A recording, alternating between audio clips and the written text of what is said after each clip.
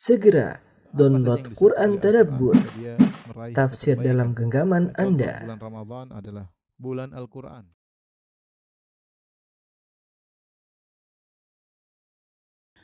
Bismillahirrahmanirrahim. Assalamualaikum warahmatullahi wabarakatuh. Alhamdulillahi ala ihsanih wa syukru lahu ala taufiqihi wa amtinanihi wa asyhadu an la ilaha illallah wahdahu la syarika lahu ta'ziman li sya'nihi wa asyhadu anna Muhammadan abduhu wa rasuluhu da'ila ridwanih. Allahumma salli alaihi wa ala alihi wa ashabihi wa ikhwanih. Para pemirsa, ikhwan dan akhwat, bapak-bapak dan ibu yang dirahmati oleh Allah Subhanahu wa taala. Pada kesempatan kali ini kita akan bahas kota yang kita cintai semuanya, yang kita rindukan selalu, ya. Tidak pernah bosan kita pingin ke kota tersebut. Kota yang paling dicintai oleh Allah Subhanahu wa taala, yaitu kota Makkah Al-Mukarramah, ya. Makkah Al-Mukarramah. Allah Subhanahu wa taala berfirman, "Wa rabbuka yakhluqu ma yasha'u wa yakhtar." Dan Rabbmu lah yang telah menciptakan apa yang Allah kehendaki dan memilih apa yang Allah kehendaki. Dengan hikmahnya Allah Subhanahu wa taala memilih beberapa tempat, lokasi menjadi lokasi-lokasi yang mulia, sebagaimana Allah Subhanahu wa taala memilih beberapa waktu menjadi waktu-waktu yang spesial. Seperti bulan Ramadan, ya, adalah waktu-waktu yang spesial, atau setiap hari seperti sepertiga malam yang terakhir. Di antaranya adalah 10 hari pertama Dzulhijjah yang kita sudah masuk 10 hari pertama Dzulhijjah tersebut. Demikian juga Allah Subhanahu wa taala memilih lokasi-lokasi spesial seperti Al-Haraman atau Al-Haramain, yaitu Mekah dan Madinah, ya, yang dua tanah suci yang Allah menjadikan dia sebagai tanah haram. Tidak ada tanah haram yang ketiga, ya. Tanah haram cuma dua, Mekah dan Al-Madinah, ya. Masjid Al-Aqsa adalah masjid yang mulia, tapi Palestina bukanlah tanah haram. Apalagi pendapat orang-orang Syiah yang mengatakan Karbala lebih afdal daripada Mekah dan Madinah. Tentunya ini pendapat yang ngawur, yang tidak diyakini kecuali orang-orang Syiah Rafidhah. Kita umat Islam tahu bahwasanya tanah haram cuma dua, Mekah dan Al-Madinah. Kita ingin mengenal lebih dekat tentang keutamaan kedua kota suci tersebut. Tentu pembahasannya mungkin panjang, maka pada kesempatan kali ini saya akan memfokuskan tentang kota Mekah. Mudah-mudahan kesempatan yang lain kita akan lanjutkan tentang kota Madinah. Ikhwan dan akhwat yang dirahmati Allah Subhanahu wa taala, Allah Subhanahu wa taala bersumpah dengan kota Mekah dalam dua ayat. Yang pertama dalam surat Al-Balad dan yang kedua dalam surat At-Tin, ya.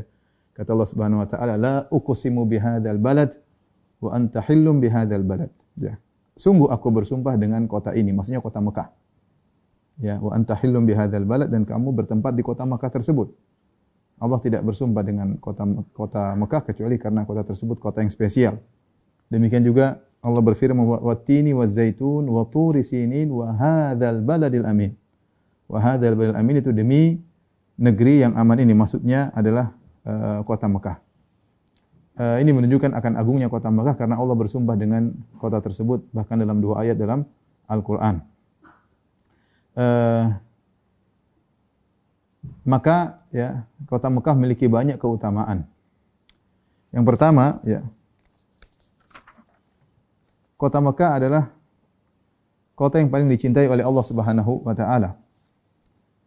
Dalam satu hadis ketika Rasulullah sallallahu alaihi wasallam harus terusir dari kota Mekah, maka dia meninggalkan kota Mekah dengan penuh kesedihan. Ya, ketika berhijrah. Ketika hendak meninggalkan kota Mekah, maka Nabi sallallahu alaihi wasallam berbicara kepada kota Mekah, dia berkata, "Wallahi innaki la khairu ardillah." Demi Allah, sungguhnya engkau adalah bumi yang terbaik, lokasi yang terbaik, tempat yang terbaik. Wa ahabbu ardillahi ilallah. Dan bumi yang paling dicintai oleh Allah Subhanahu wa taala. Laula anni ukhrijtu minki ma kharajtu. Kalau bukan aku diusir, tentu aku tidak akan keluar dari engkau, wahai kota Mekah. Di sini Nabi menjelaskan bahwasanya innaki la khairu ardillah, sungguhnya engkau, wahai kota Mekah, adalah kota yang terbaik. Wa ahabbu ardillahi ilallah, dan tanah atau lokasi yang paling dicintai oleh Allah Subhanahu wa taala. Ya. Subhanallah, perhatikan, Allah Subhanahu wa taala mencintai kota ini. Kalau kita lihat kotanya, kota yang gersang, ya. Tidak ada keindahan sama sekali, ya. isinya gunung-gunung. Beda kalau mungkin Indonesia yang begitu indah puncaknya ya, atau mungkin kita ke Eropa dengan keindahannya ya. Ternyata Allah Subhanahu wa taala mencintai sesuatu ya, kota Mekah bukan karena keindahannya, bukan karena situ ada tumbuh-tumbuhan yang hijau, ada air terjun, ada bunga-bunga yang indah. Tidak, Allah tidak lihat dari sisi itu. Allah lihat dari sisi ini tempat ibadah.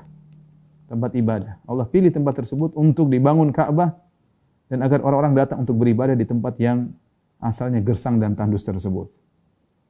Maka ini memberi pelajaran kepada kita bahwasanya kecintaan Allah tidak terkait pada fisik, pada penampilan ya, tapi pada iman. Ya, makanya dalam hadis innallaha la yanzuru ila suwarikum wala ila ajsamikum walakin yanzur ila qulubikum wa amalikum. Sebenarnya Allah tidak melihat kepada rupa kalian, kepada paras kalian, kepada jasad kalian, tapi yang Allah lihat adalah hati kalian dan amalan kalian. Ya. Kalau kita mau lihat kota, apa enak tinggal di kota Mekah? Ya. Tandus, kemudian gunung-gunung toh, ya. Kemudian mobil di sana cepat rusak karena jalannya naik turun ya. Tidak seperti kota Madinah yang rata, yang lebih teratur. Kota Mekah agak semrawut karena susah untuk diatur karena lokasinya berupa gunung-gunung. Tidak ada air terjun di sana, tidak ada pemandangan indah di sana ya. Tapi dicintai oleh Allah karena iman di sana. Ada keimanan di sana. Maka kita di dunia ini jangan terpukau dengan penampilan yang kita miliki ya. Baik bapak maupun ibu-ibu ya. Karena Allah tidak melihat kepada merek tas kita, Allah tidak melihat kepada merek jam kita, Allah tidak melihat pada model baju kita, Allah tidak melihat kepada ketampanan Anda atau kecantikan Anda. Yang Allah lihat iman. Walakin yanzur ila qulubikum wa amalikum. Allah lihat kepada hati dan pada amalan kalian. Itu yang menjadikan Allah mencintai seorang hamba. Allah tidak melihat kepada suku, Allah tidak melihat kepada warna kulit. Ya. Lihatlah, kalau Allah lihat pada penampilan fisik, maka kota Mekah mungkin nomor terakhir. Mana bandingan kota Mekah dengan puncak Bogor? Jauh, puncak Bogor luar biasa indahnya. Ya. Mekah apa yang mau dicari di sana? Kalau lihat dari sisi alamnya. Ya. Tidak ada keindahan sama sekali. Tidak ada keindahan sama sekali. Tapi itulah negeri yang dipilih oleh Allah dan sangat dicintai oleh Allah Subhanahu wa taala, dan dia negeri yang terbaik. Tapi di antara keistimewaan kota Mekah dijadikan sebagai tanah haram, ya. Haram, orang bilang haram, Masjidil Haram ya, tanah haram. Tanah haram maksudnya tanah yang diharamkan untuk dilakukan beberapa hal. Beda dengan tanah halal ya. Beda dengan tanah halal. Saya kasih gambaran sederhana. Tolong perhatikan. Jadi maksudnya tanah haram begini ya. Jadi misalnya ini Masjidil Haram. Masjidil Haram. Maka di sekitar Masjidil Haram, ini Masjidil Haram. Di sekitarnya ada tanah haram. Tanah haram ya, saya kurang persis apa namanya luasnya, tapi kalau kira-kira begini ya, misalnya begini ya. Maka ini tanah halal, di luar ini namanya tanah halal. Ini tanah haram. Nah, di sini ada pelang-pelang sebagai batas, misalnya tanah haram terakhir di sini ya. Nah, tanah halal yang paling dekat ya, adalah sebelah selatan ya, kurang lebih ya, dari Masjidil Haram kurang lebih 6 hingga 7 km. Di sini ada namanya Tan'im, Yang di situ ada dibangun Masjid Aisyah. Ya.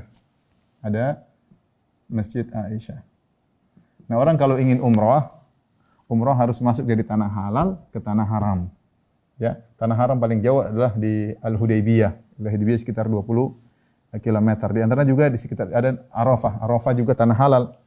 Ya, di sini ada namanya Arafah sekitar sini.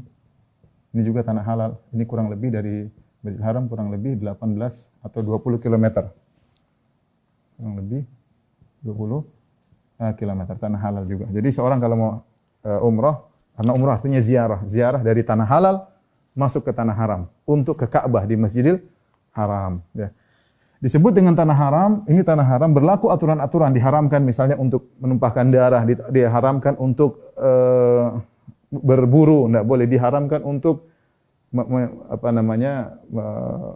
menebang pohon misalnya atau menghilangkan duri-duri dari pohon.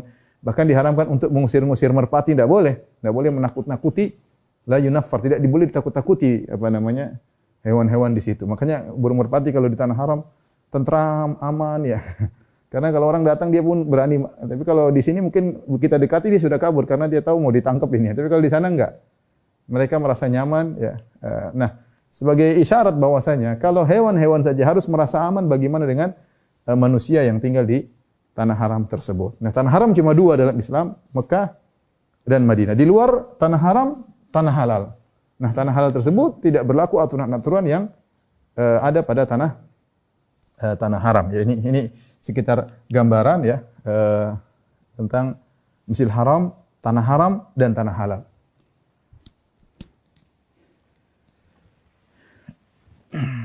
Yang mengharamkan kota Mekah adalah Allah Subhanahu wa taala melalui Nabi Ibrahim alaihissalam.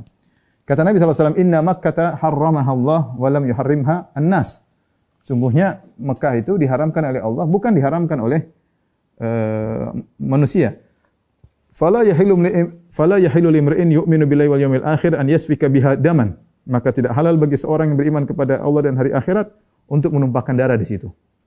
Makanya sebagian orang ketika mereka melakukan pembunuhan di zaman jahiliyah dahulu, ya, kemudian mereka sembunyi di tanah Mekah. Orang-orang jahiliyah dahulu juga mereka menggabungkan tanah haram, ya, sehingga mereka tidak membalas di Mekah. Kalau dia sudah keluar dari tanah haram ke tanah halal baru mereka balas. Sementara dia masuk tanah haram tidak boleh. Ada aturan yang mereka sepakati sejak zaman jahiliyah, ya, bahwasanya tidak boleh menumpahkan darah di tanah haram. Wala ya'dida biha syajarah, ya. Tidak boleh juga seorang memotong pepohonan di situ, ya. Fa in ahadun tarakhasa bi qitali Rasulullah sallallahu alaihi wasallam fiha faqulu innallaha adzina Rasulullah sallallahu alaihi wasallam wa lam ya'zan lakum wa inna ma udzina li fiha adzina li fiha sa'atan min nahar. Rasulullah SAW pernah menyerang kota Mekah dan itu hanya sebentar saja. Rasulullah diizinkan untuk memerangi orang-orang Quraisy di kota Mekah cuma sebentar di siang hari. Itu pun Rasulullah SAW tidak selamanya, setelah itu kembali lagi haram seperti semula. Waqad adat hurmatuhal yaum ka hurmatiha bil ams. Maka telah kembali kehormatannya sebagaimana semula. Wal yuballigh syahidul ghaib, hendaknya yang hadir menyampaikan kepada yang tidak hadir. Ya. Jadi tanah Mekah adalah tanah yang haram, ya. Tidak boleh menumpahkan darah, tidak boleh memotong pohonnya, ya. Kemudian dalam riwayat yang lain, hadis yang lain, la yu'dadu syaukuhu, bahkan duri yang ada di pohon tidak boleh dihilangin. Wala yunaffaru saiduhu, dan tidak boleh dikejar, ditakut-takutin hewan buruan di situ, ya. Tidak boleh. Di antaranya merpati. Wala yaltaqitu luqatatahu, kalau ada barang jatuh enggak boleh diambil. Illa man arrafaha, kecuali orang ingin memberi pengumuman, ini barang siapa hilang. Kalau dia enggak mau, biarin aja, jangan diambil. Biarin kalau orangnya datang menemukan. Wala yukhtala khalahu, dan tidak boleh dicabut rerumputannya. Ini tentu aturan umum, tentu ada pengkhususan, tapi secara umum demikian. Mekah ada disebut tanah haram karena ada kehormatannya tersendiri dan memiliki peraturan-peraturan tersendiri. Kemudian Allah menamakan kota Mekah dengan Ummul Qura. Di antara keutamaan kota Mekah, Allah menamakan kota Mekah dengan Ummul Qura, yaitu induknya kota-kota yang lain. Kata Allah Subhanahu wa taala, "Ditunzira Ummul Qura", agar engkau beri peringatan kepada kota Mekah, wa man haulaha, dan kota-kota yang ada penduduk kota-kota di sekeliling kota Mekah, ya. Ini menunjukkan bahwasanya kota Mekah adalah induk dari segala kota. Wallahu alam bisawab, ini maksudnya bagaimana, ya. Tapi yang jelas Allah menamakan kota Mekah dengan Ummul Qura, ya. Kemudian yang ketiga, ya, kita tahu bahwasanya Mekah adalah kiblat kaum muslimin dari segala penjuru dunia. Allah Subhanahu wa taala berfirman, "Wa min haitsu kharajta fawalli wajhaka syatral Masjidil Haram." Ya, dari mana saja kamu keluar, palingkanlah wajahmu ke arah Masjidil Haram. Masjidil Haram maksudnya tanah haram, ya. Sering Allah menyebut Al-Masjidil Haram maksudnya tanah haram, bukan masjid yang masjid aja, tapi sering maksudnya adalah Masjidil Haram. Masjidil Haram tanah haram, ya, tanah Mekah. Makanya pendapat yang kuat bahwasanya jika seorang tidak melihat langsung Ka'bah, kalau dia langsung melihat Ka'bah, dia harus menghadap Ka'bah ketika sholat. Tapi kalau dia tidak langsung melihat Ka'bah, yang penting arah Ka'bah. Yang penting arah Ka'bah karena Allah mengatakan syatara al-Masjidil Haram. Hendaknya engkau mengarahkan. Syatara itu ke arah Masjidil Haram, itu ke arah kota Mekah, ke arah kota Mekah. Maka barang siapa yang tidak melihat Ka'bah tapi dia salat ke arah kota Mekah, ya, meskipun ada kemiringan sedikit, ya, yang penting tidak terlalu parah. Mungkin kalau 30 derajat kemiringan atau 40 masih ditoleransi. Kalau sudah lebih dari 45 derajat, maka ini adalah kemiringan yang tidak diperbolehkan. Selama kemiringannya kurang dari 45 derajat dari titik Ka'bah, maka ini masih bisa ditoleransi. Seperti di Indonesia, kita orang sholat menghadap barat. Padahal Ka'bah masih kurang mungkin 20 derajat, saya kurang tahu persis, tapi masih 20 derajat sebelah kanan, tidak langsung ke arah barat. Tapi orang sholat ke arah barat, tidak ada masalah, sah. Ya, karena yang jadi patokan bukan zat Ka'bahnya, tapi kalau tidak lihat langsung kita menghadap zat Ka'bah. Tapi kalau tidak lihat langsung, kata Allah, syataral Masjidil Haram, ke arah Masjidil Haram itu ke arah tanah haram, yaitu ke arah kota Mekah. Kemudian juga di antara keistimewaan kota Mekah, barang siapa yang masuk kota Mekah akan dapat keamanan. Kata Allah, man dakhalahu kana amina. Siapa yang masuk di kota Mekah, maka dia akan merasa aman. Kemudian di antara keistimewaan kota Mekah, seorang tidak boleh buang air besar atau buang air kecil menghadap ke Ka'bah dan tidak boleh membelakangi Ka'bah. Ya, Nabi SAW mengatakan, "Idza ataitumul gha'id fala tastaqbilul qiblata wala tastadbiruha bi baulin wala gha'itin." Jika kalian sedang buang hajat, maka tidak boleh menghadap kiblat, itu menghadap ke arah kota Mekah, dan tidak boleh membelakangi, ya. Tetapi ke arah lainnya, ya, ke arah lainnya. Kemudian di antaranya Ka'bah di kota Mekah, ya, merupakan tempat orang melaksanakan ibadah haji, ya. Rasulullah SAW bersabda, "Man ata hadzal bait," siapa yang mendatangi Ka'bah ini, falam yarfuth, kemudian dia tidak berbuat rafath, walam yafsuq, dan tidak berbuat kefasikan, raja'a kama waladathu ummuhu, maka dia akan bersih dari dosa-dosanya seperti baru dilahirkan dari perut ibunya. Ini keutamaan berhaji, ya, datang ke Baitullah, berhaji, man hajja hadzal bait lillah walam yarfuth walam yafsuq raja'a min dzunubika yaumin waladathu ummuhu. Barang siapa yang berhaji, ya, karena Allah, kata Nabi sallallahu alaihi wasallam, walam yarfuth, tidak berkata-kata kotor, ya, walam yafsuq, tidak melakukan kemaksiatan, raja' min dzunubihi, maka akan dihapuskan dosa-dosanya, ka yaumin waladathu ummuhu, sebagaimana dia dilahirkan dari perut ibunya. Ini pendapat yang kuat dari para ulama bahwasanya haji menghapuskan seluruh dosa, bahkan dosa-dosa besar. Beda dengan umrah. Kalau umrah hanya menghapuskan dosa-dosa kecil, ya, kalau dosa besar disertai dengan taubat. Tapi kalau haji, Nabi yang mengatakan ka yaumin waladathu ummuhu, dia keluar dari haji, kalau dapat haji mabrur, seperti baru dilahirkan dari perut ibunya. Adakah bayi keluar dalam kondisi berlumpuran darah? Tentunya tidak. Berlumpuran dosa? Tentunya tidak. Ya, bayi keluar tidak ada dosa sama sekali, bersih. Ya, lembarannya putih bersih, tidak ada satu titik dosa sama sekali. Orang yang hajinya mabrur, syaratnya kemana? Harus ke Ka'bah, harus ke kota Mekah. Ya, mengadakan ritual, ya, semuanya di kota Mekah. Dari Masjidil Haram, kemudian ke Mina, ke Muzdalifah, ke Arafah, balik lagi ke Masjidil Haram. Ini semua adalah masyair, tempat-tempat pelaksanaan haji, dan itu semua di kota Mekah. Kemudian Allah Subhanahu wa taala juga menjadikan kota Mekah atau tepatnya Masjidil Haram sebagai titik tolak perjalanan Isra dan Mi'raj. Kata Allah Subhanahu wa taala, "Subhanalladzi asra bi 'abdihi lailan minal Masjidil Haram ilal Masjidil Aqsa alladzi barakna haulahu linuriyahu min ayatina." Maha suci Allah yang telah memperjalankan hambanya, itu Muhammad sallallahu alaihi wasallam, dari Masjidil Haram. Ada yang mengatakan di Masjidil Haram, ada yang mengatakan maksudnya dari kota Mekah. Karena kota Mekah, tanah haram, disebut juga dengan Al-Masjidil Haram. Ya, disebut juga dengan Al-Masjidil Haram. Ke Masjidil Aqsa. Ini awal dari Isra adalah di Masjidil Haram ke Masjidil Aqsa. Ini menunjukkan kota Mekah adalah kota yang mulia. Kemudian Allah menjadikan hati manusia condong ke Baitullah yang berada di kota Mekah. Wa idz ja'alnal baita mathabatan lin-nasi wa amna. Dan ingatlah ketika kami menjadikan rumah itu Baitullah tempat berkumpul bagi manusia dan tempat yang aman. Tempat berkumpul manusia untuk masuk ibadah haji, semua rindu ke sana. Dan Ibrahim yang telah berdoa alaihi salam, Rabbana inni askantu min dzurriyyati biwadin ghairi dzi zar'in 'inda baitikal muharram. Rabbana liyuqimus shalah faj'al af'idatan minan nasi tahwi ilaihim. Ya. Kata Nabi Ibrahim ketika meletakkan Ismail beserta ibunya Hajar, ya, Nabi Ibrahim berdoa, Rabbana inni askantu min dzurriyyati. Ya Allah, ya Rabbku, sungguhnya aku meletakkan anakku di sini, ya. Biwadin ghairi dzar'in, sebuah lembah tidak ada tumbuhan sama sekali. Lembah yang gersang, ya. Ya, tempat lokasi bersalam itu lembah, ya. Di sekelilingnya gunung-gunung. Biwadin, lembah yang gersang. Rabbana liyuqimus shalah, agar mereka mendirikan salat di sini. Subhanallah. Awal didirikan kota Mekah sejak datangnya Nabi Ismail. Faj'al af'idatan minan nasi tahwi ilaihim. Jadikanlah hati-hati manusia condong kepada mereka. Dan benar akhirnya ya orang-orang rindu untuk selalu ke Ka'bah, ya. Selalu ke Ka'bah karena doa Nabi Ibrahim alaihissalam, ya. Al-Qurtubi berkata tahwi ilaihim ay tahinnu ilaihim wa tahinnu ila ziyaratil bait, yaitu rindu kepada mereka dan rindu untuk ziarah ke Ka'bah, ya. Oleh karenanya betapa banyak orang yang ingin ke Ka'bah, ya, ingin haji. Sampai ngantri puluhan tahun, ya. Sampai dulu sempat saya ketemu dengan teman-teman dari Malaysia. Ngantrinya kalau tidak salah 50 tahun atau berapa puluh tahun, lama sekali. Saya bilang sama mereka, saya bercanda, kalau gitu sebelum lahir daftar dulu. Karena kalau lahir baru daftar, haji sudah umur 50 tahun.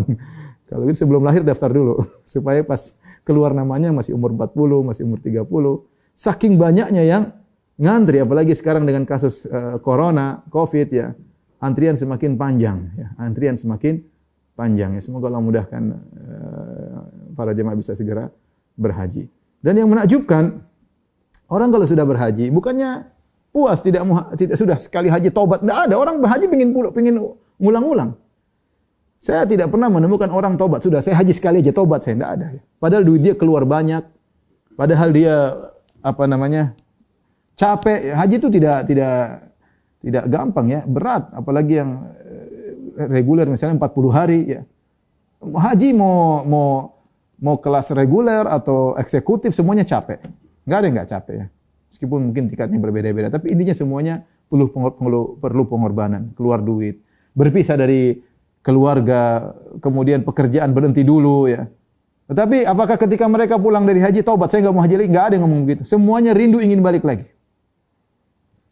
Kalau bisa haji tiap tahun, haji tiap tahun. Dan itu semua berkat doa Nabi Ibrahim alaihissalam. Ya. Kita nggak bicara haji, bicara umrah demikian. Orang umrah, ingin lagi umrah, ingin nikmat beribadah di kota Mekah. Ya. Belum ke kota Madinah juga. Nikmat sholat di Masjidil Haram. Nuansanya berbeda. Sinilah tempat Nabi Ibrahim pernah membangun Ka'bah. Ya. Sinilah pusat manusia semua di Ka'bah. Nuansa jauh berbeda. Beda kalau kita sholat di Indonesia, sholat di Indonesia beda, di Jakarta, di Ceger, ya beda. Dengan kita kemudian sholat di tanah haram, di Mekah, tanah yang berkah, tanah suci, ya, luar biasa, ya. Oleh karenanya kerinduan orang selalu ingin balik ke kota Mekah. Makanya ketika Nabi Ibrahim alaihissalam membangun Ka'bah, kemudian Allah berfirman, wa adzin fin nasi bil haji. Wahai Ibrahim, beri pengumuman kepada orang untuk datang kepada aku. Kata Ibrahim, ya Allah, bagaimana aku menyampaikan pada mereka, ya? Kata Allah, sampaikan saja, ya. Wa alainal balagh, kami akan menyampaikan suaramu kepada mereka. Maka Ibrahim kemudian berdiri, dia mengatakan di samping Ka'bah, dia berkata, ya ayuhan nas, inna rabbakum qad ittakhadha baitan fahujjuh. Wahai manusia sekalian, sungguhnya Rabb kalian telah membangun Ka'bah, maka datangilah. Allah berfirman, wa adzin lin nasi bil haji ya'tuka rijalan wa ala kulli dhamirin ya'tina min kulli fajin amiq. Berilah pengumuman kepada manusia, ya, untuk melaksanakan haji, ya'tuka rijalan, mereka akan datang, ada yang berjalan kaki, wa ala kulli dhamirin, ada yang naik kendaraan, ya'tina min kulli fajin amiq, datang dari tempat-tempat yang jauh. Allah bilang demikian. Yang benar, ada yang datang dari Indonesia dari Papua, dari ujung Papua, dari orang datang dari mana-mana, dari penghujung dunia datang. Orang kampung sampai sana bingung, ini apa ini? Yang enggak tahu bahasa Indonesia. Saya pernah ada orang Indonesia tersesat, saya dipanggil, Firanda sini kasih tahu dulu. Saya ngomong, dia ngomong bahasa apa saya enggak tahu. Ini bukan planet lain, planet Indonesia ini. Cuma saya enggak ngerti bahasa dia. Tapi sudah haji ke sini, Masya Allah, ya. Masya Allah. Jadi Allah mengatakan, ya'tina min kulli fajin amiq, akan datang dari berbagai penjuru, liyashhadu manafi'a lahum, untuk menyaksikan manfaat-manfaat yang akan mereka rasakan. Haji pelajaran yang luar biasa. Kerinduan untuk haji ini doanya Nabi Ibrahim alaihissalam.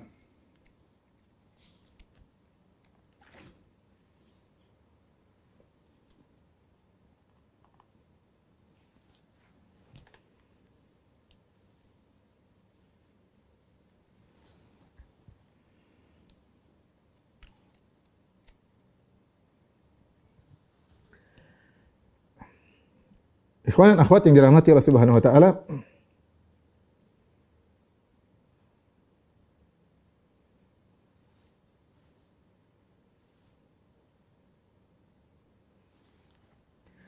di antara keistimewaan kota Mekah bahwasanya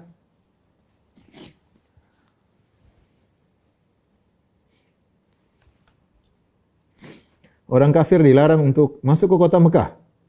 Allah Subhanahu wa taala berfirman,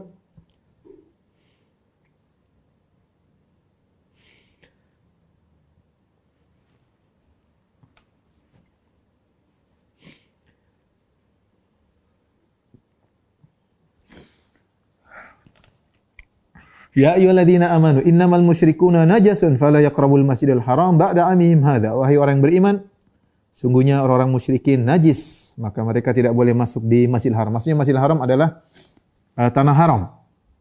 Ini peringatan bahwasanya orang-orang musyrikin tidak boleh karena mereka akidah mereka najis, mereka tidak pantas untuk masuk di kota Mekah kecuali ada perjanjian khusus ya sebagaimana dibolehkan sejak zaman Nabi sallallahu alaihi wasallam. Tapi asalnya mereka tidak boleh masuk kecuali ada pengamanan atau ada perjanjian khusus ya dibolehkan ya. Dan ini hukum berlaku hanya khusus kota Mekah, tidak berlaku pada kota Madinah. Cuma banyak orang menyangka kota Madinah juga demikian, tidak boleh orang kafir masuk ke kota Madinah ya. Tapi sebenarnya kalau kita bicara hukum hanya Mekah. Ini yang datang nas secara tegas, innamal musyrikuuna najasun fala yaqrabul masjidil haram ba'da amihim hadza. Wahai orang beriman, sungguhnya orang musyrik adalah najis, maka mereka tidak boleh mendekati Masjidil Haram. Mereka tidak boleh masuk ke tanah haram, maksudnya tanah suci Mekah. Tanah suci Mekah hanya boleh ditinggali oleh orang-orang kaum muslimin. Kemudian di antara keistimewaan kota Mekah adalah dimudahkan buah-buahan ada di kota Mekah. Ini perkara yang menakjubkan. Kota Mekah kota yang gersang, tetapi buah lengkap di sana. Banyak jemaah haji bilang, kita di sini masya Allah buah-buahan ada semuanya. Buah-buahan ada semuanya. Padahal tanah gersang kita nggak pernah lihat ada kebun pisang, nggak pernah lihat kebun apel tapi ada, nggak pernah lihat kebun anggur tapi ada anggur di situ ya. Cuma nggak ada durian di sana. Tapi kalau buah-buahan secara umum, masya Allah lengkap di sana. Allah yang berfirman dalam surat Al-Qasas kata Allah, "Walam numakkil lahum haraman aminan yujba ilaihi thamaratu kulli syai'in rizqan min ladunna walakinna aktsarahum la ya'lamun." Bukankah kami telah meneguhkan kedudukan mereka dalam tanah suci yang aman. Yujba ilaihi thamaratu kulli syai', yang didatangkan ke tempat itu buah-buahan dari segala macam tumbuh-tumbuhan sebagai rizki ya dari sisi kami ya. Ibnu Katsir ketika mengomentari ayat ini dia berkata, "Wa hadza min lutfihi ta'ala wa karamihi wa rahmatihi wa barakatihi annahu laysa fil balil haram Makkah syajaratan muthmirah." Ini di antara kelembutan Allah Subhanahu wa taala, kebaikan Allah dan rahmatnya dan keberkahan dari Allah. Sungguhnya di tanah haram tidak ada pohon yang berbuah. Wa hiya tujba ilaiha thamaratu ma haulaha, tetapi buah-buahan yang berasal dari kota-kota di sekitarnya dibawa ke kota Mekah. Istijabatan li khalilihi Ibrahim alaihissalam. Sebagai bentuk pengabulan doa Allah Subhanahu wa taala atas doanya Ibrahim alaihi salam. Jadi ini perkara yang cuma sampai sekarang di Mekah banyak buah-buahan. Kemudian juga di antara keistimewaan kota Mekah tidak boleh seorang pun bawa senjata ya ke dalam kota Mekah. Kata Nabi sallallahu alaihi wasallam, "La yahillu li ahadikum an yahmila bi Makkah silah." Tidak halal bagi salah seorang dari kalian untuk membawa senjata di kota Mekah. Kemudian Mekah adalah negeri yang tidak bisa dimasuki oleh Dajjal. Ya, ini berlaku Mekah dan Madinah. Kata Nabi sallallahu alaihi wasallam, "Laisa min baladin illa sayata'ud Dajjal illa Makkah wal Madinah. Laisa naqabun min anqabihima illa alaihil malaikatu safina tahrusuhuma." Tidak ada satu negeri pun kecuali akan diinjak oleh Dajjal. Semua akan didatangi oleh Dajjal, ya. Mau Jakarta, mau Bandung ya, Papua ya, semuanya ya. Mau di mana saja, mau di Bekasi, mau di Ceger, Pondok Indah, semuanya didatangi Dajjal ya. Kecuali Mekah dan Madinah. Kecuali Mekah dan Madinah tidak akan didatangi Dajjal. Kenapa? Tidak ada lorong di kota Mekah atau kota Madinah kecuali ada malaikat yang bersaf menjaganya. Dajjal tidak bisa masuk. Ya, sehingga akhirnya Dajjal pergi ke tempat luar di kota Mekah dan Madinah. Siapa yang ingin selamat dari Dajjal harus tinggal di Mekah dan di Madinah. Ya. Ini menunjukkan dua kota ini istimewa ya. Allah Subhanahu wa taala lindungi sampai fitnah yang terbesar seperti fitnah Dajjal tidak bisa masuk dalam dua kota ini, Mekah dan Madinah. Maksudnya di tanah haramnya. Kemudian di antara keistimewaan kota Mekah, berbuat maksiat di kota Mekah tidak sama dengan berbuat maksiat di tempat yang lain. Ya. Allah berfirman ya, "Wa man yurid fihi bi ilhadin bi dzulmin nudhikhu min adzabin alim." Barang siapa yang bermaksud melakukan kejahatan, kezaliman di kota Mekah, nudhikhu min adzabin alim, niscaya kami akan buat dia merasakan azab yang pedih. Ini keistimewaan kota Mekah. Kalau seorang tinggal di Indonesia atau tinggal di negeri Yaman, dia belum ke Mekah, tapi dia niat, saya kalau di Mekah saya mau begini, saya mau tipu jemaah haji. Saya mau jual kambing tapi kambingnya enggak ada. Banyak penipu di sana jual kambing, kambingnya enggak ada ya, banyak. Kasus saya sering dapati. Dia sudah niat ingin nipu jemaah haji, ingin ngerjain jemaah haji, atau dia punya travel, dia nanti kalau sampai sana saya mau kibulin jemaah haji. Dan banyak, kasihan orang jemaah haji dikerjain ya. Sampai ada ibu-ibu datang, "Ustaz, saya disuruh bayar kambing 3. Kambing apa kok 3 banyak sekali? Sementara uang jajan saya cuma 1.500 real. Terus kambingnya berapa? 500. Kali 3 habis dong uang jajan. Kenapa harus 3 kambing, Bu?" Katanya, "Ibu harus bayar kambing dam, kambing haji. Kemudian harus bayar kambing pelanggaran. Harus bayar kambing korban. Jadi 3. Waduh, diwajibkan sama petugas travelnya. Ini kurang ajar seperti ini ya. Ya, jadi gelisah gimana mau beli oleh-oleh, enggak ada duit ya. Saya bilang, "Ibu sudah bersalah, harus bayar dam." Enggak ada, tapi katanya ibu pasti bersalah, mending bayar sekarang. Enggak boleh. Kalau sudah potong kambingnya baru salahnya belakangan harus potong lagi ya.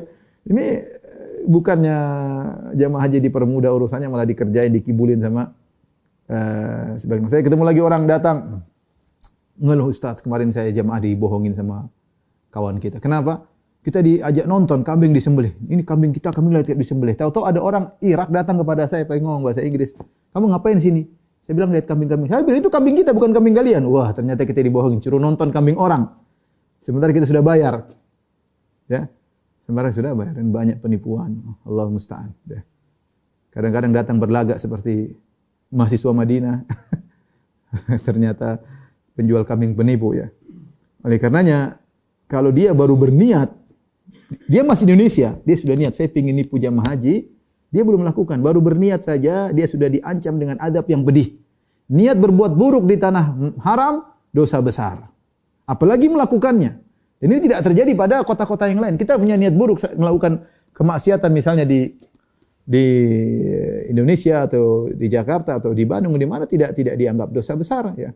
Dan belum dapat dosa. Dapat dosa kalau kita sudah aksi, sudah melakukan tindakan, baru berdosa. Ya, kalau baru niat enggak. Tapi kalau di Mekah, Anda baru niat buruk, saya mau begini kota Mekah, sudah nudzikuhu min adzabin alim. Kami buat dia merasakan adab yang pedih. Oleh karenanya waspada, ya. Waspada kalau dia punya niat buruk untuk melakukan kejahatan di kota Mekah. Makanya sempat saya bertemu dengan sebagian orang. Kita dapati terkadang di Mekah ada orang kok bejat banget. Subhanallah, dia tinggal di Mekah, tapi dia bohongin orang, dia bejat, kurang ajar, brengsek, subhanallah. Kenapa? Hatinya benar-benar sudah ditutup. Dia tinggal di tanah suci, tapi dia nipu orang, dia ini, subhanallah, tidak ada takut. Dekat Ka'bah loh, dekat Ka'bah. Ya, inilah mahbatil wahyi, tempat turunnya wahyu di kota Mekah. Tapi hatinya sudah hilang. Ya, kolbunya sudah hilang, sudah hitam tertutup dengan maksiat yang dia lakukan. Kerjaan dia mau nipu jamaah haji. Ya akhi, dulu orang-orang kafir Quraisy, mereka berbangga-bangga untuk melayani jamaah haji.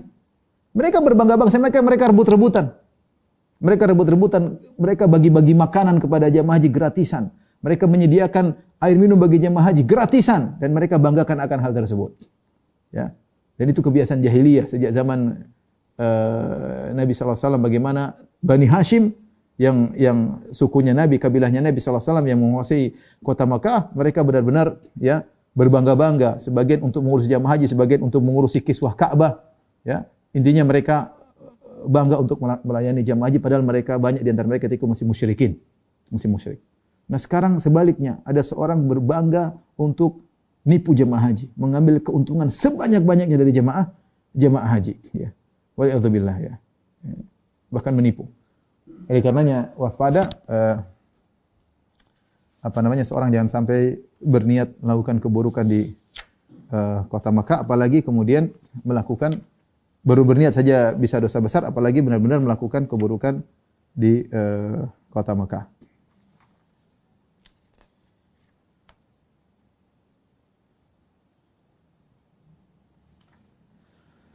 Tapi kemudian di antara keistimewaan kota Mekah, di Mekah ada namanya Masjidil Haram.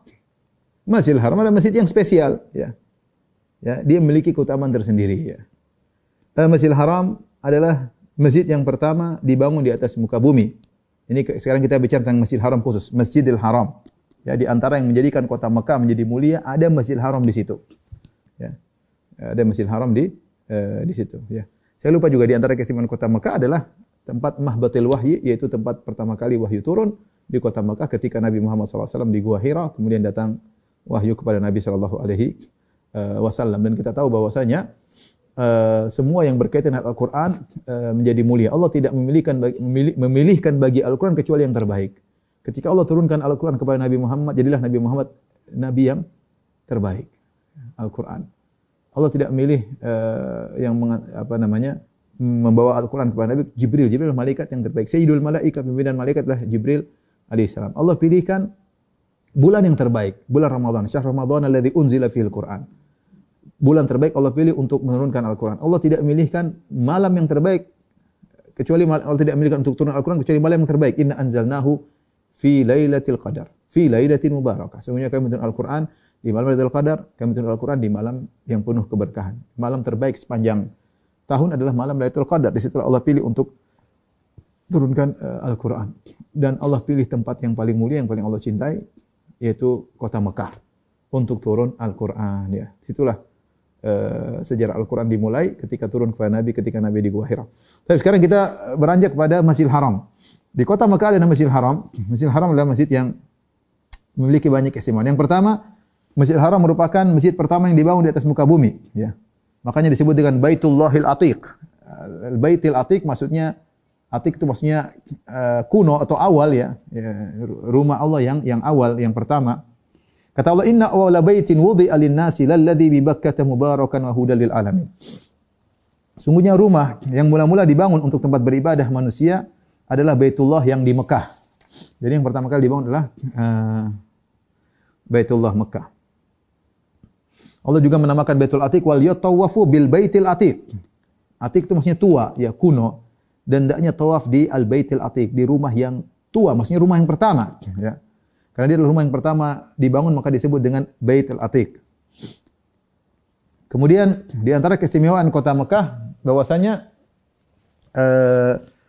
salat di Masjidil Haram, salat di Masjidil Haram pahalanya 1000 kali lipat dibandingkan salat di masjid-masjid yang lain di atas permukaan bumi ini.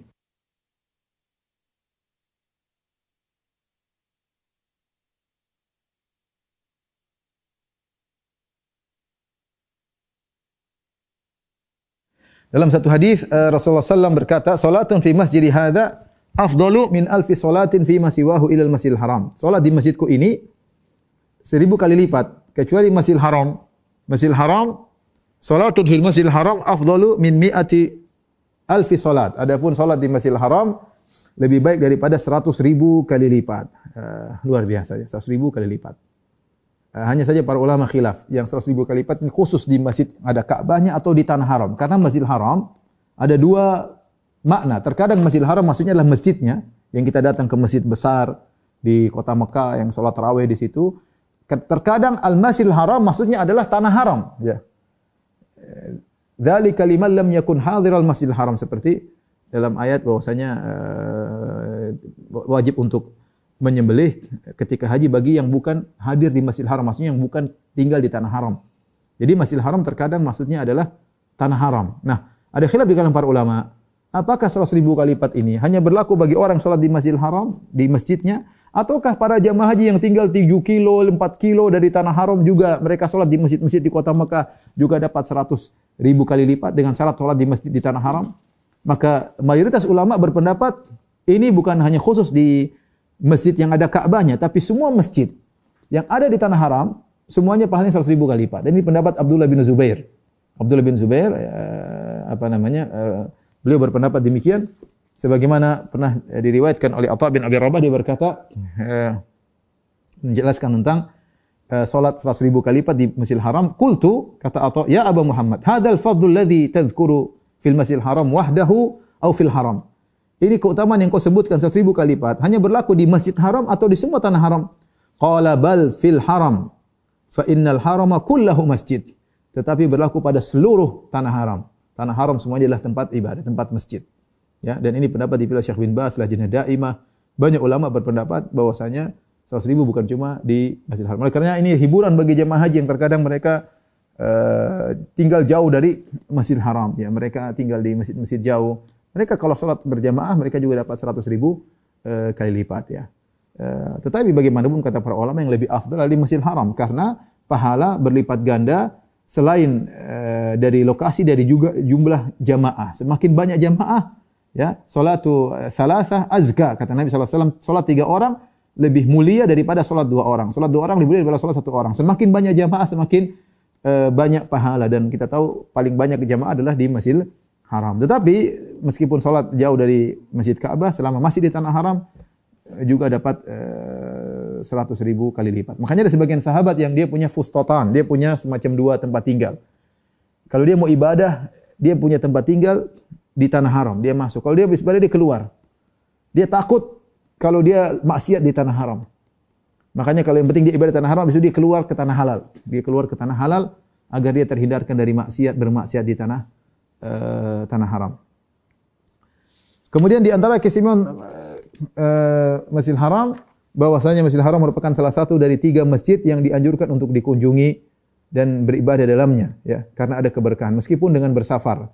Kata Nabi sallallahu alaihi wasallam, "La tushaddur rihal illa ila thalathati masajid. Masjid hadza wal Masjidil Haram wal Masjidil Aqsa." Tidak boleh bersafar untuk mencari keberkahan tempat kecuali kepada 3 masjid. Masjid Nabawi, Masjidil Haram dan Masjid Aqsa. Tidak boleh seorang misalnya saya ingin bersafar dari Jakarta pergi ke Masjid Ampel Surabaya karena di situ berkah, itu enggak boleh. Enggak boleh, hukumnya haram. Nabi bilang tidak boleh. Karena semua tempat sama, semua masjid sama. Yang kalau Anda ingin safar mencari keberkahan, 3 masjid ini spesial yang dibangun oleh para nabi. Ya, Masjidil Haram dibangun oleh Nabi Ibrahim, Masjid Aqsa dibangun oleh Nabi Daud dan Nabi Sulaiman, Masjid Nabawi dibangun oleh Nabi Muhammad sallallahu alaihi wasallam. Yang lain masjid sama semua. Anda salat di Masjid Istiqlal sama masjid di kampung sama saja. Tidak ada bedanya. Mau Masjid Demak, Masjid Ampel sama saja. Tidak ada bedanya. Maka tidak boleh sengaja bersafar mencari keberkahan. Enggak boleh. Keberkahan tempat enggak boleh. Ya, masjid semua sama, enggak ada bedanya. Kalau mau cari keberkahan, ini tempat spesial, ya cuma 3 masjid. Nah, beda kalau orang saya ke sana cuma pengen lihat sejarah itu lain cerita. Tapi kalau dia keyakinan saya ke sana ada keberkahan, enggak boleh.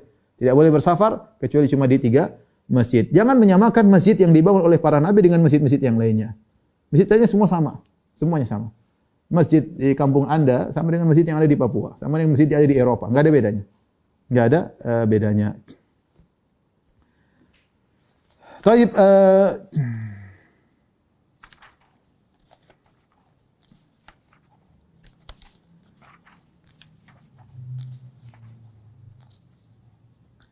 Ikhwan dan akhwat yang dirahmati Allah Subhanahu wa taala, ya. Saya tidak tahu kita bahas tentang masalah Ka'bah atau tidak ya. Bagian-bagian Ka'bah. Ini saya ambil dari buku ya yang saya baca semua tadi di buku Bekal Haji ya. Karangan saya jadi di semua isinya ada di aplikasi Bekal Haji juga ada, cuma dituangkan dalam bentuk buku ya. Siapa tahu ada yang ingin membaca buku dari buku boleh, dari aplikasi gratisan juga boleh. Baik, mungkin kita bicara tentang sedikit mumpung ada waktu, kita bicara tentang hal-hal yang penting untuk diketahui jamaah haji. Pertama berkaitan dengan Ka'bah ya.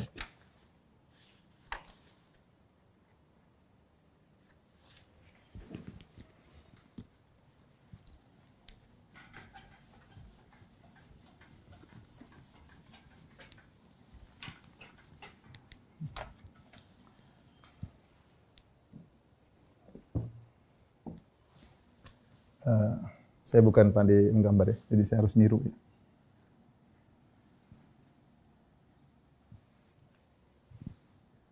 Oke.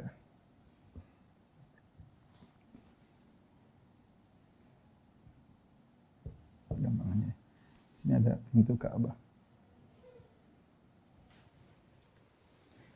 Tapi di sini ada beberapa bagian Ka'bah ya. Sini Hajar Aswad ya.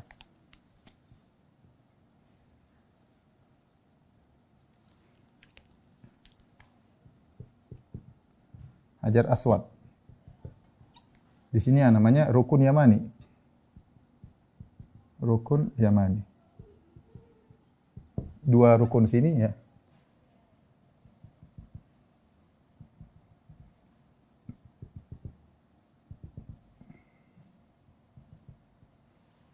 Ini namanya rukun Syamiyain. Ini rukun Yamani, ini rukun Hajar Aswad, rukun Hajar Aswad. Dua rukun ini, yang ini dan ini namanya rukun Syamiyain ya. Ruknani Syamiyaini atau Syamiyan. Disebut dengan rukun Yamani. Kenapa disebut dengan rukun Yamani? Maksudnya ini ke arah Yaman. Kalau ditarik garis, jika ditarik garis ke arah Yaman. Ke arah Yaman. Maksudnya bukan garis lurus pasti 100% enggak, tapi kira-kira berarti ini ke arah selatan, berarti ke arah selatan. Adapun rukun Syamiyain berarti ke arah negeri Syam. Kalau ditarik garis, jika ditarik garis mengarah ke negeri Syam. Ke negeri Syam, ke Palestina ya. Berarti kemana? Ke utara. Ke utara ya.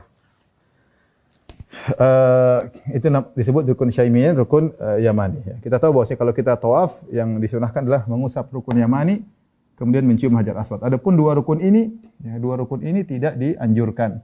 Ketika Muawiyah pernah tawaf kemudian dia mengusap keempat-empatnya, dia usap rukun Yamani, dia usap rukun Hajar Aswad ya. Kemudian dia usap rukun Syamiyain, maka ditegur oleh Ibnu Abbas atau Ibnu Umar. Kenapa kau melakukan demikian? Kata dia, saya tidak ingin ada satu bagian daripada rukun yang ditinggalkan. Kata sahabat tersebut, Nabi mengusap cuma dua ini. Akhirnya Muawiyah tidak lagi mengusap empat. Dia hanya mengusap apa? Dua. Karena ittiba'us sunnah. Yang paling afdal bukan banyak usap-usapan, tapi yang paling afdal bagaimana Anda mengikuti Nabi SAW. Ya. Ketika Nabi tawaf hanya mengusap dua, maka itu yang dikerjakan. Di sini ada namanya Maqam Ibrahim ya.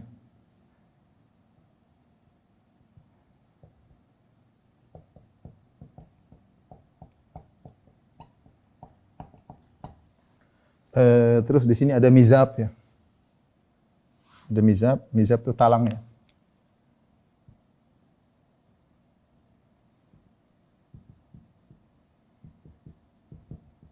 Kalau Ka'bah di sini penuh air, maka airnya akan tercuar karena hujan masuk ke sini keluar dari sini ya.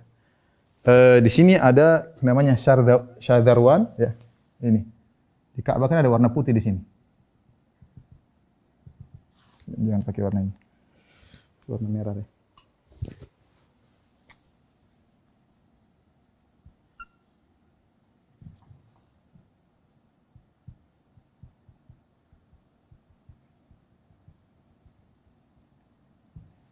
Ya.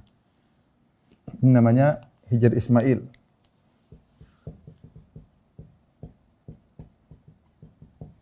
Ini namanya Syadharwan. Taib, ini namanya Maqam Ibrahim. Ini beberapa bagian Ka'bah, ini pintu Ka'bah ya. Disengaja oleh orang Quraisy diangkat supaya tidak semua orang bisa masuk. Ya, mau masuk harus minta izin mereka dulu. Ada tukang pegang kuncinya, tidak sembarang orang bisa masuk di Ka'bah. Taib, inilah bagian-bagian daripada Ka'bah. Tentunya Ka'bah punya sejarah pembangunan berapa kali, ada dibongkar, dibangun lagi, dibongkar, dibangun lagi. Tapi inilah bagian-bagian Ka'bah. Hijr Ismail, ini disebut orang mengatakan dengan Hijr. Sebenarnya namanya bukan Ismail, jadi harus namanya Hijr doang. Ismail tidak ada sebenarnya. Namanya Hijr, tapi orang namain Hijr Ismail. Kenapa disebut Hijr? Ini karena Ka'bah dulu seperti ini. Dulu Ka'bah dibangun sampai sini. Ini bagian daripada Ka'bah. Bagian daripada Ka'bah, Hijr Ismail. Tapi ketika orang-orang Quraisy membangun Ka'bah, qasaratuhumun nafaqah. Kata Nabi SAW, duit mereka kurang. Ketika mereka duitnya kurang, sehingga mereka bangun Ka'bah tidak sampai full. Karena ini batu butuh biaya, ngangkat dari sana. Kemudian mereka kumpul duit, karena mereka mensyaratkan untuk bangun Ka'bah harus tidak boleh dari uang riba, tidak boleh dari hasil zalim, tidak boleh dari mahrul baghaya, tidak boleh hasil zina. Ketika mereka kumpulkan uang halal mereka, ternyata tidak cukup. Untuk bangun sampai di sini tidak cukup. Akhirnya mereka bangun cuma segini, terus mereka kasih tanda bahwasanya Ka'bah itu sampai sini. Makanya orang tawaf tidak boleh masuk sini. Kalau masuk sini tidak sah, karena tawaf harus memutari Ka'bah. Jadi kalau tawaf harus di luar sini. Seharusnya pernah dilihat oleh, saya lupa Abdullah bin Zubair atau siapa, rukunnya sampai sekitar sini kira-kira ya, di sini. Jadi pondasi itu pondasi Ka'bah. Wa idh yarfa Ibrahimu al-qawaida minal baiti wa Ismail. Tatkala Ibrahim dan Ismail mengangkat Ka'bah dari pondasinya. Pondasinya kira-kira di sekitar sini kira-kira ya. Ini pondasi, lokasi pondasi harusnya sampai di sini ya. Tapi dibuatlah begini supaya orang jangan masuk Ka'bah. Karena kalau orang tawafnya di sini tidak sah, harus di luar hijar. Harus di luar hijar ya. Kemudian Syadharwan, ini kita lihat warna putih dipasang. Khilaf di kalangan para ulama, apakah dia termasuk Ka'bah atau tidak? Ada yang mengatakan Syadharwan bukan dari Ka'bah, tapi dia hanyalah penguat, dipasang dulu oleh mungkin para penguasa, dipasang agar Ka'bah jadi kokoh, jadi seakan-akan ring yang mengikat Ka'bah. Dibuatlah. Nah, karena diperselisihkan ini khilaf bagian Ka'bah atau bukan? Termasuk Ka'bah atau bukan?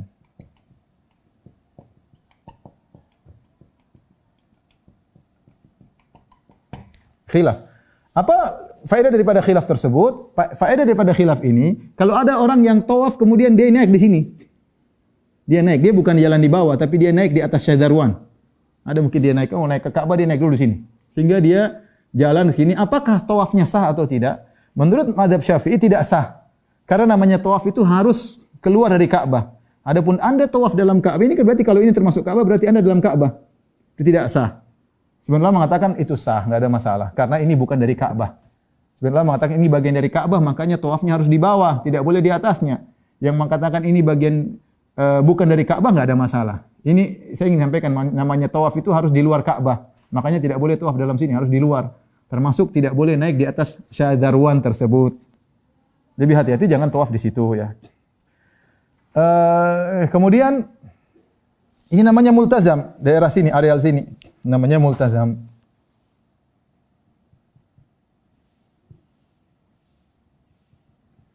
Ya, sampai ke bawah. Namanya multazam.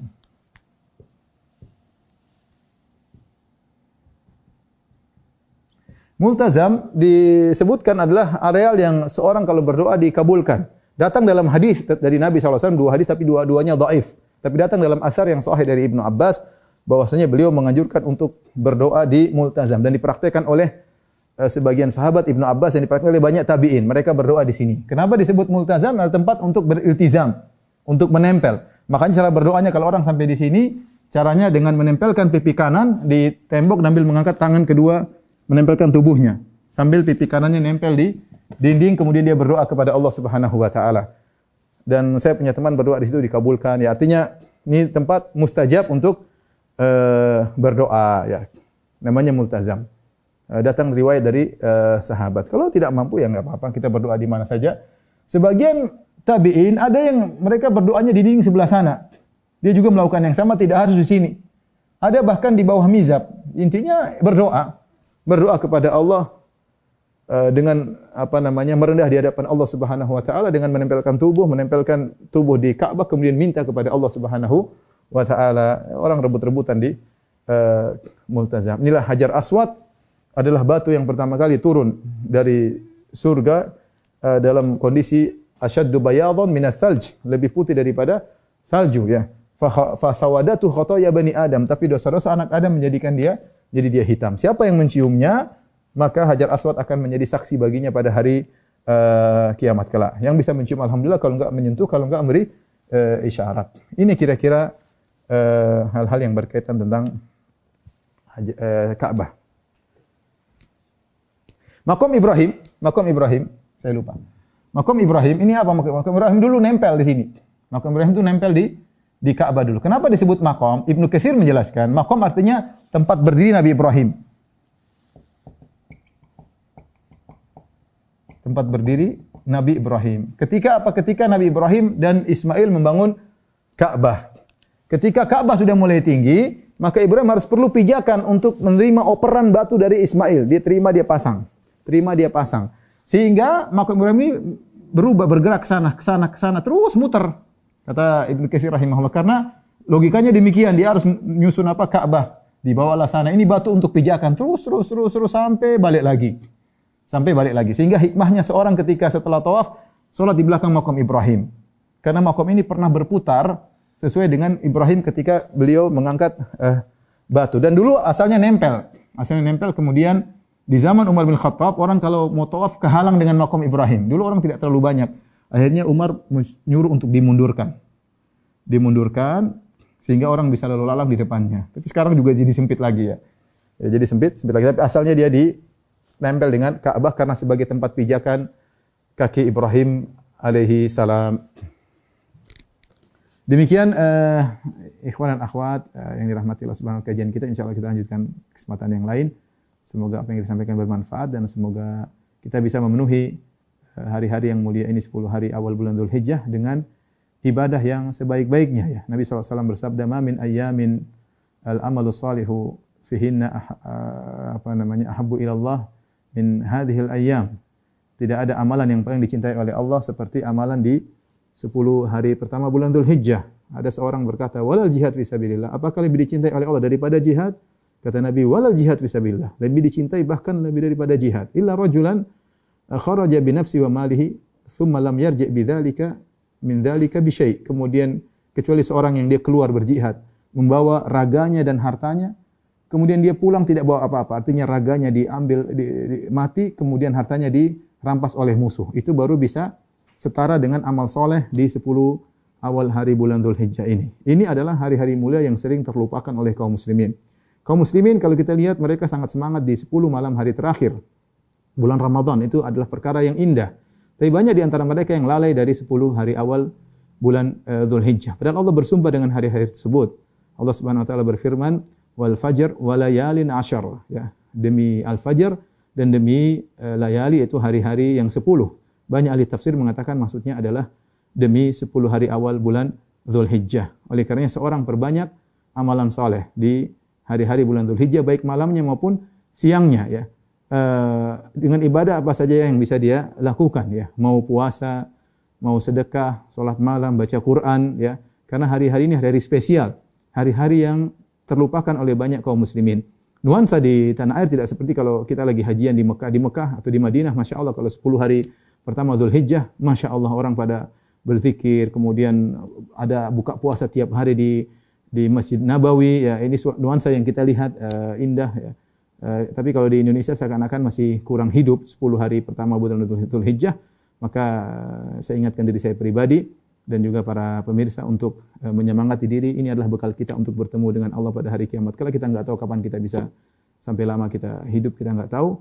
Maka mumpung hari-hari ini ya sempatkan salat malam, sempatkan baca Quran sebanyak-banyaknya. Jangan lupa untuk bersedekah semaksimal mungkin.